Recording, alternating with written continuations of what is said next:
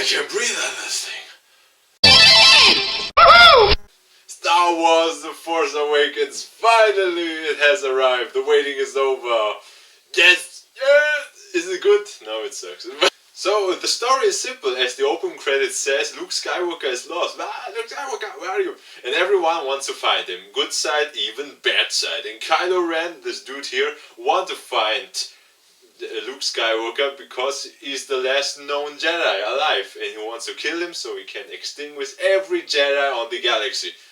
Oh man, you're badass.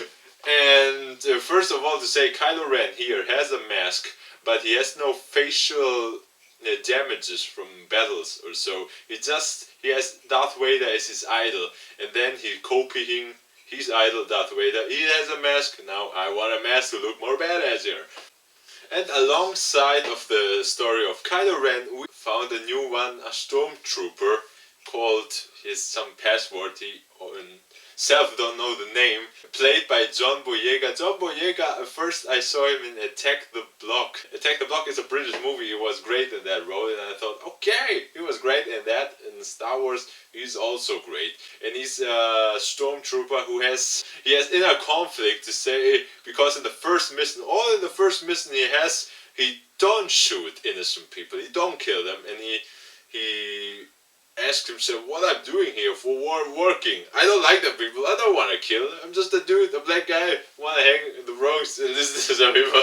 First, if you see the trailer where he wakes up in the stormtroop suit, I thought he is a stormtrooper, but then from the hit he gets amnesia, and so you don't know where he is, and then he gets a good guy, because others says, hey, you're good, but the past then haunts him and he becomes again bad.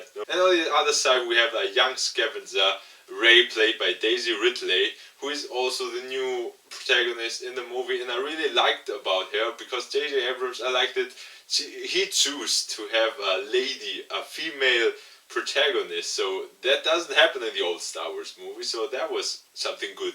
And I like both, I love them both, because the chemistry between them, between Rey and Finn, was awesome.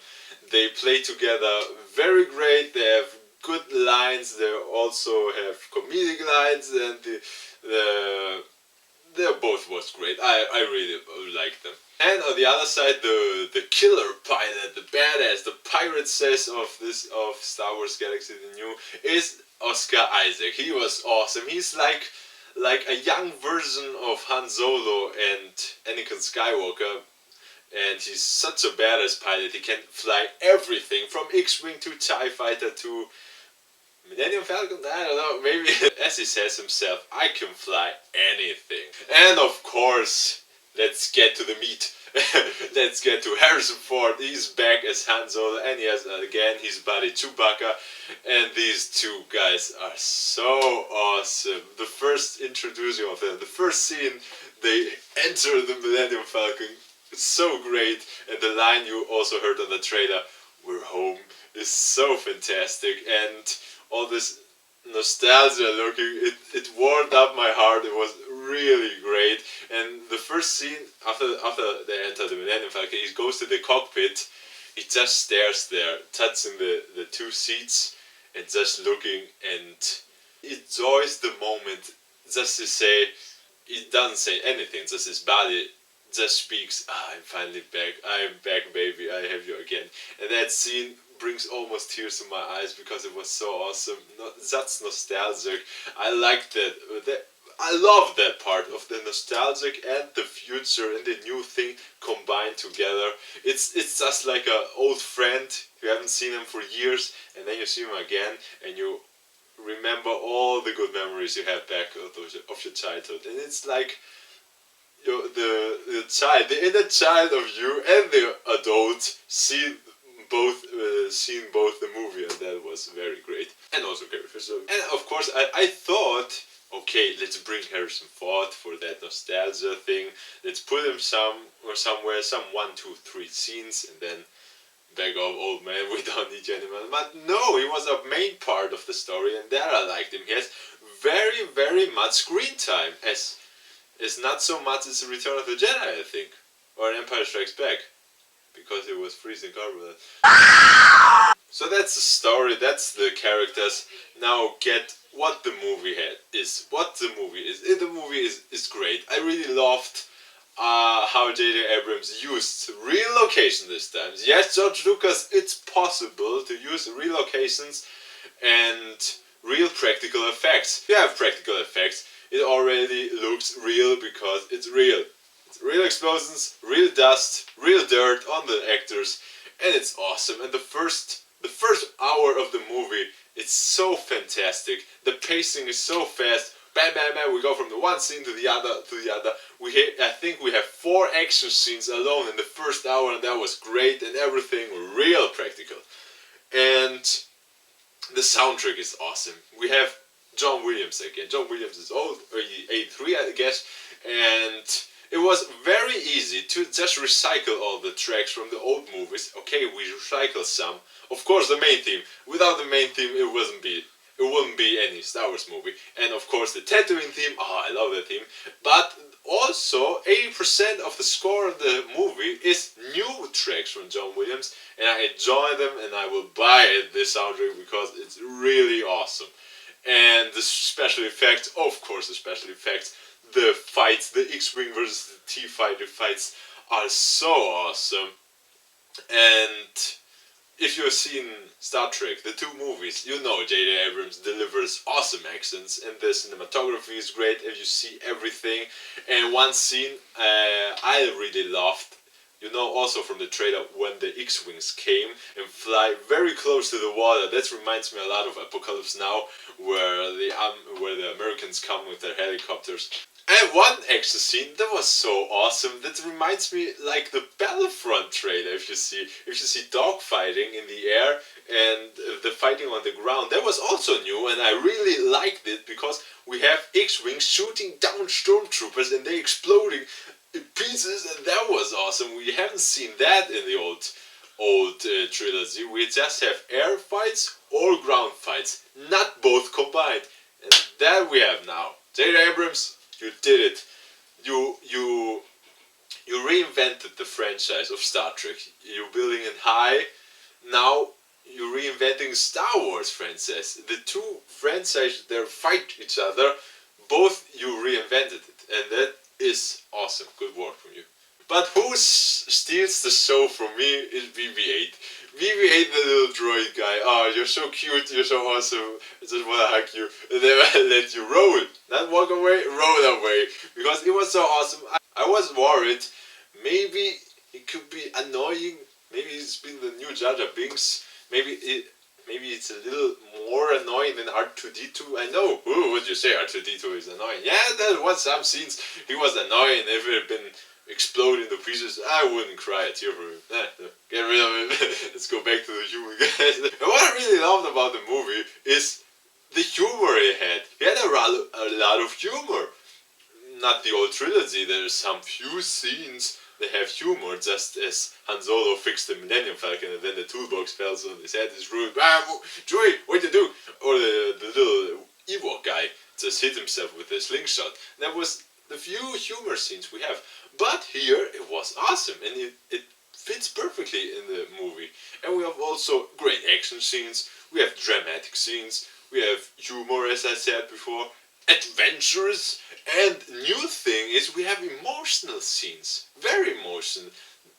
The tone of the movie is very deep, very down, very moody, and I really love that. I love moody movies.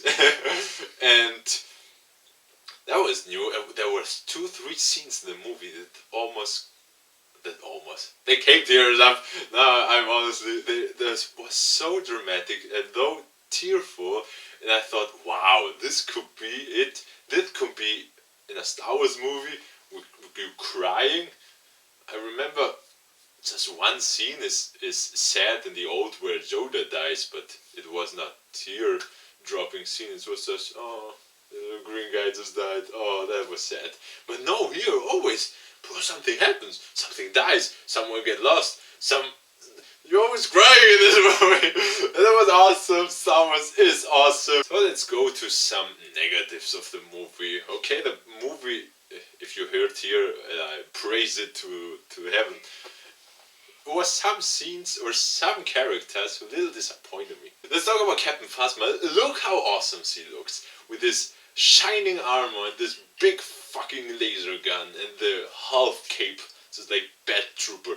And what she does in the movie, she just walks 2-3 scenes, just talk to Finn, go there, or just, and she's been played by Gwendolyn Christie, and we all know Gwendolyn Christie, how awesome she is in Game of Thrones. And I was first of all, I thought, hey, Gwendolyn plays Kylo Ren. She knows sword fighting from Game of Thrones. Some from Game of Thrones, and now she was perfectly here. Now that is Gwendolyn for sure, and then it's not. It's just a human. It's a man, huh? What? So that was the negative I had about the movie, but the rest is awesome. And who knows about Star Wars? This can also foreshadowing the end of the movie. The bad people are so stupid. They never learn about the mistakes they've done in the past. They said, we build a Death Star, let's build another Death Star because they don't get blown away. It blows twice. Now let's build a bigger Death Star and call it Star Killer, and let's threaten them all so they are afraid and shaken just alone from the name of it, Star Killer. And what happens is blow the pieces and everyone won. So this is not really new, but who cares? If it looks so awesome in the movie, I buy it. So, if you see my final rating, let's go. See the movie. It's awesome. I love it. I didn't expect it to love it. I was very worried because we have the 3 poops in the past, and that I was afraid, but no. Star Wars is back at its top. It's awesome. I love the movie. I will buy it right on Blu-ray and rewatch it again. Or maybe rewatch it again in the cinema. Maybe, let's see. So the movie is awesome. Go see it. Star Wars fans, of course, they will see it. But if you don't give a shit about Star Wars, it work also as an alone movie with now the name Star Wars. So let's go see it. You won't regret it. It's an awesome movie. I love it, and I can expect to see more. I just want more. There's this fucking Lord of the Rings cliffhanging end who said, no, now it's ending. It's just 3 hours. And I see more, it's just see more, please. So let's hope next year we see new Star Wars, but it will be not the sequel, so we have Rogue Squadron, I think it's called so. Anyway, it's Star Wars. So thanks for watching, and see you on the other Cinetip.